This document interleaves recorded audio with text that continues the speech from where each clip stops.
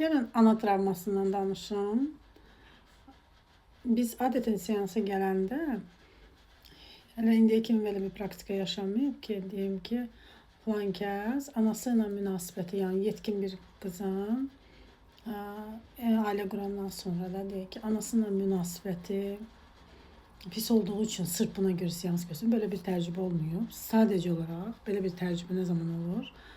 Məsələn, qaynana problemi yaşayanda, gəlin qaynana problemi yaşayanda, sonra əri ilə münasibətdə problem yaşayanda, onda artıq gəlirik ki, ana ilə həqiqətən münasibətin sənin normal idi, yoxsa normal idi.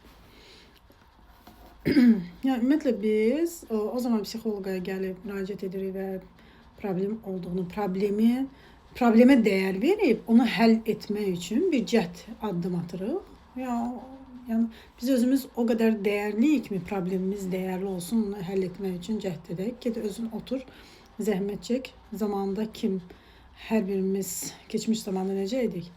Hər öz problemini bir şillə şapalaq və yaxud da ki, ana tapışqası ilə həll edirdik. Düzdürmü? Travmanı həll edirdik.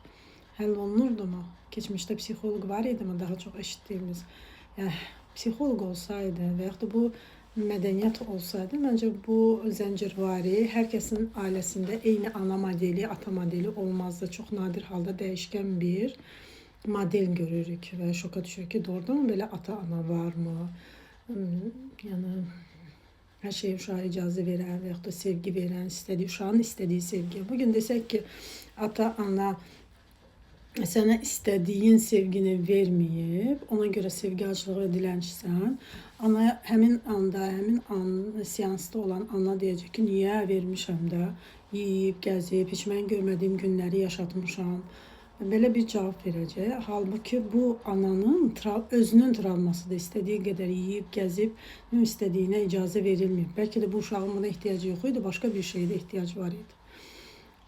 Yəni biz onu özümüzü empatiya edib öz uşağımızın yerinə qoya bilmirik ki, bu həqiqətən bunu istəyirdi, bu təhsil istəyirdi və yaxud da bu geyimi yox, bunu istəyirdi, geyimə, bura getmək yox, bunu istəyirdi. Məsələn, həmin yerə qonaq getmək istəmədiyi yerdə və yaxud da həmin qonağa salam vermədiyi, istəmədiyi yerdə biz onu məcbur edib, onunla görüşdürməyinə səbəb olmuşuq, istəmədiyi bir şey edərəkmi? Sonra dedik ki, aramızdakı münasibətlər normal deyil, uşaq məni eşitmir, uşaq mənimlə ünsiyyət qura bilmir, uşağı arxa plan atanda, çünki səni də arxa plana atıblar. Eyni proqram zəncirvari həyatımız boyu gedir və sonra deyirik ki, filan dövrdə psixoloq var idi, insanlar problemləri necə həll edir? İnsanlar problemləri həll etmirdi. Düşünürsən ki, həll edirdi, heç kim problemi həll etmirdi. Hər kəs problemi bastırmaqla məşğul idi. Və ona görə də indiki zamana gəlib çıxan analar belə travmatikdirlər və daha çox alış-veriş xəstəsi oluruq. Daha çox alaq, geyək, gəzək, dayanmadan ona baxaq, onun kimi olaq, o blogerə baxaq, buna baxaq və sonuçda nəticə nədir? Hər şey ortalıqda olanda hər şey də parçalanmağa doğru gedir də.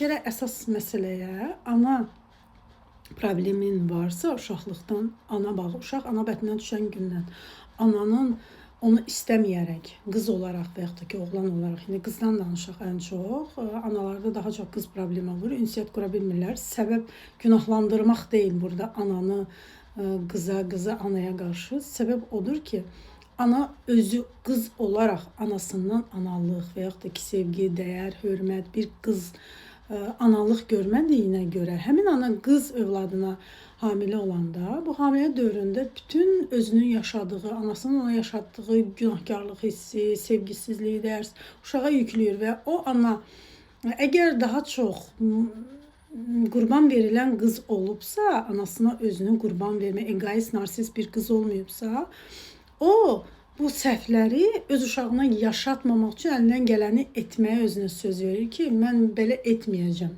və dəyişməyə doğru məntiqi səviyyədə gedə bilər harasa qədər. Yəni, əsəb stresi olanda isə şuuraltı baş verdiyinə görə eyni anasının ona etdiyi davranışları edəcək, bu sözsüz. Amma daha çox onu yandıran, onu əzən və yaxud dəyərsizlik hiss etdiyi yerlərini öz uşağına yaşatmayacağını məntiqdə söz verir.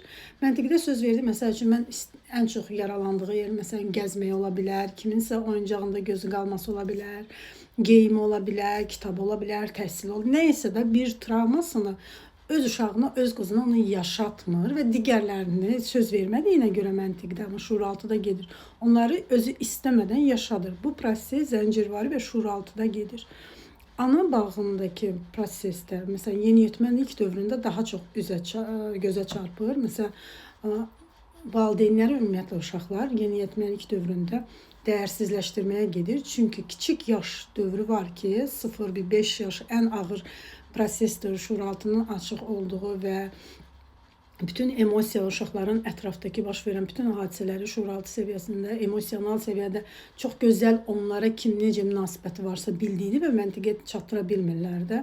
Məsələn, uşağı ana işləyir deyə aparıb bağçaya və yaxud da nənəni, kiminsə yanına baxır, ananın ehtiyacı olduğu müddətdə bu proses digərləri yerinə yetirirsə, ağır prosesi biraz öyrənsin, biraz tək qalsın, sən ehtiyacın var istirahətə, hansı ki, həmin dövrdə uşağın ana ehtiyacı var. Düzdür, ana olmağı biz qaçaraq ailə qururuq, ailədən canımızı qutarıq, o ata-ananın şiddətindən, nə bilim, bir doğru şəkildə qərar verib seçdiyimiz insanı gözləyərəkmi, qaçaraqmı ailə quranda bu proseslər qaçaraq da baş verir ki, uşaq tez böyüsəydi canımı qutarardı, ora qoyardım, məktəbə qoyardım.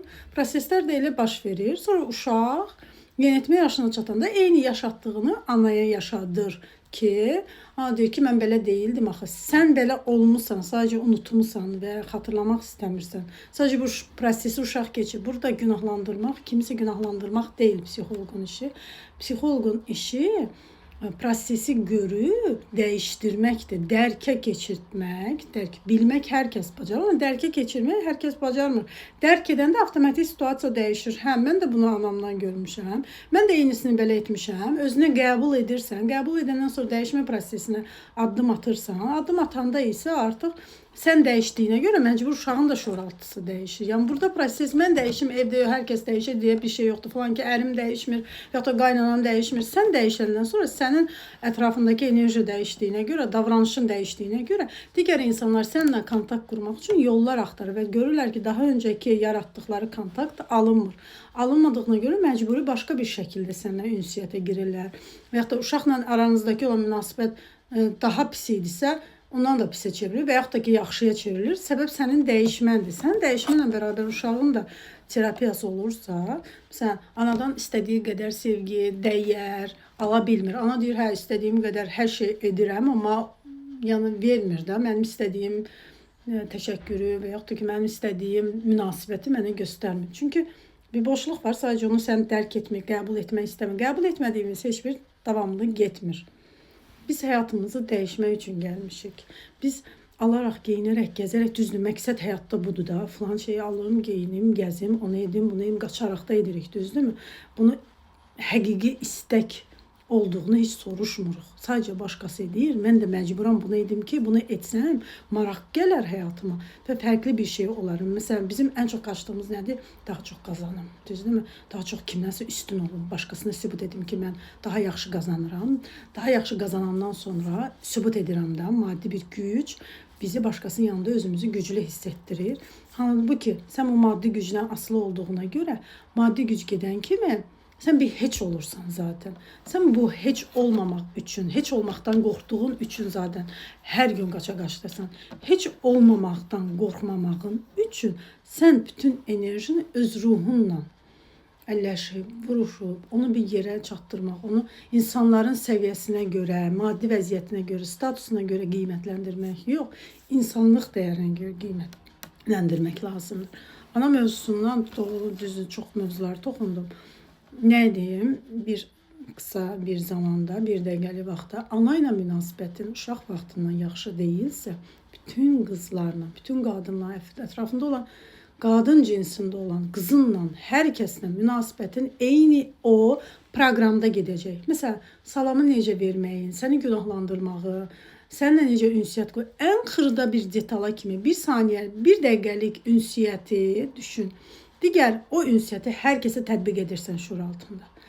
Aqressiyanı hər kəsə, münasibəti hər kəsə, ata və oğul eyni kontakt gedir. Ona görə şuur altıda sadəcə iki cins var, ana və ata. Onun kişi cinsləri, qadın cinsləri ayrı-ayrılıqda, hər biri öz yerində və bizim şuur altımızda proqramlaşmış şəkildə davam edir. Bunu düzəltmək üçün.